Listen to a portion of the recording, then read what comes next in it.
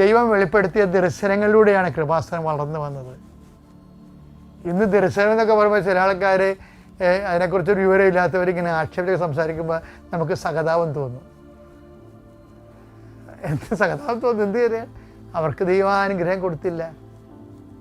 പക്ഷെ നമ്മൾ ഓർക്കണം, അതായത് സൂക്ഷ്മ കാര്യങ്ങൾ പോലും ഞാൻ വിശ്വസിക്കുമായിരുന്നു. കാര്യം അത് വിശ്വസിക്കുമ്പോൾ നമുക്ക് അഭിഷേകം കിട്ടിയാൽ നമുക്കത് കർത്താവിന് സംസാരിക്കണമെന്ന് മനസ്സിലാകും.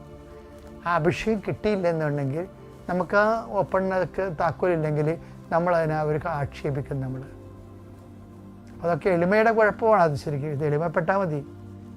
മറ്റുള്ളവരിലൂടെയും കർത്താവ് പ്രവർത്തിക്കും എന്നുള്ളത് മനസ്സിലാകണമെന്നുണ്ടെങ്കിൽ നമുക്ക് കുറച്ചുകൂടി നമ്മുടെ സ്റ്റാറ്റസ് ലോ ചെയ്യണം. വേറെ പ്രശ്നമൊന്നുമില്ല.